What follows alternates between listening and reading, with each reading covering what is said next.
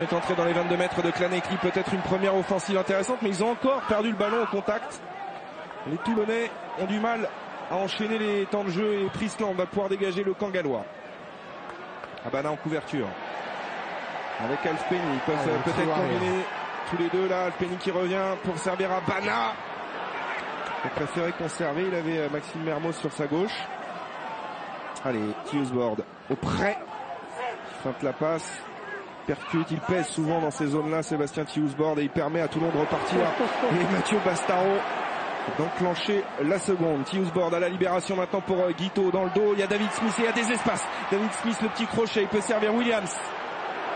Le raffut, David Williams. Qui cherche à gagner son duel et qui assure la libération. Il y a beaucoup de casse, il y a deux joueurs toulonnais au sol. Guito en profite pour passer les bras. Le 1-2, fantastique avec Maxime Mermoz. Et le premier essai du RCT pour son maître à jouer. Guito, alors que 3 Toulonnais sont au sol et qu'un Gallois également le long de la ligne de touche et KO. Guito marque le premier essai.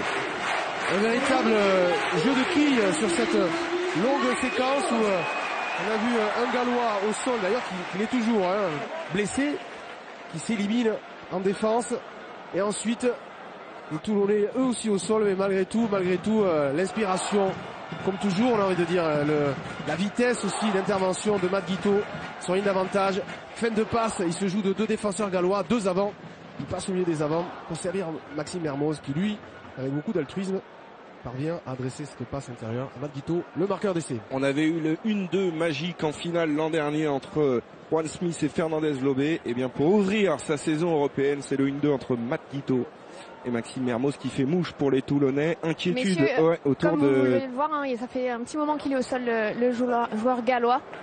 Tadjik Akibao. Oui, exactement. Michael Fidjien, que l'on pourrait d'ailleurs retrouver au mois de novembre, puisque c'est le premier match qui aura lieu à Marseille pour le 15 de France. France-Fidji, ce sera évidemment à suivre sur France Télévisions.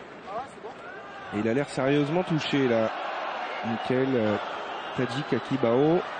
Alors, il n'a pas été autorisé à remettre ce ballon sur le tee et à transformer Lee Alfpenny. Du coup, ça fera 8-3 pour Toulon.